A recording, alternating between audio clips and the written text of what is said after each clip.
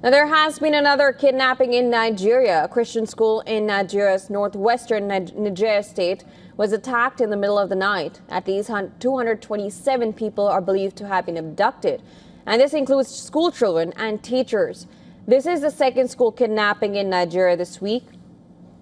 Now, on Monday, a school was attacked in the neighboring Kebbi state. At least 25 schoolgirls and a teacher were abducted, and at least 2 staff members were killed. Now, 2 of the girls managed to escape, but 23 are still missing.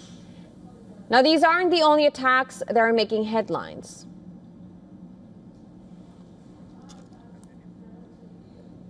On Tuesday, gunmen stormed a church service in the Kawara state. At least 2 people were killed and 38 kidnapped.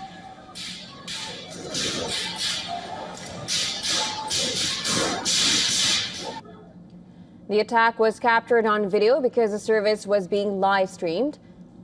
As in the video, you can clearly see and hear gunshots being fired at the church. A church official later said that the gunmen have asked for 100 million naira ransom per kidnapped worshiper.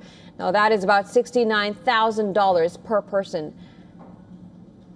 3 major attacks in just 5 days, 2 of them targeting schools, 1 of them a Catholic school. A church also raided with dozens of worshippers kidnapped, and all the attacks taking place in the same region of Nigeria. Abuja has been under tremendous pressure over the attacks. This is because U.S. President Donald Trump has taken a special interest in them.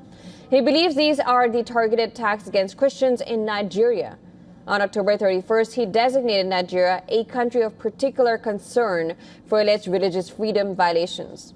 And the following day, he put out a post on social media threatening to send the U.S. military guns blazing into the country. The Nigerian government has been scrambling ever since. Nigeria's chief of army staff personally went to Kebbi State on Tuesday. He issued directions to the troops overseeing the rescue of the remaining 23 schoolgirls. Meanwhile, Nigeria's national security advisor has been on a diplomatic mission in the U.S. throughout this week. He reportedly met U.S. War Secretary Pete Hegseth and Joint Chiefs Chairman General Dan Kane on Thursday. Now, the details of their meeting were not made public, but the U.S. State Department had made this announcement. Listen in. The Trump administration is developing a plan to incentivize and compel the Nigerian government to better protect Christian communities and improve religious freedom.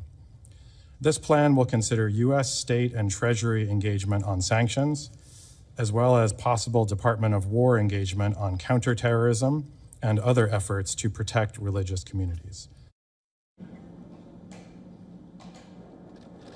The U.S. says it's planning to use a carrot and stick approach with Nigeria. The stick will be sanctions, and Washington also hinted at possible joint counterterrorism operations. Nigeria has been ravaged by insurgencies for decades. Groups like Boko Haram and the Islamic State, West Africa province, have been behind a string of attacks, but this week's kidnappings have been attributed to armed raiders looking for a ransom.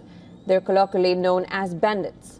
Now, will Trump's interest in Nigeria actually help resolve the country's insurgency problem? We'll have to wait and watch.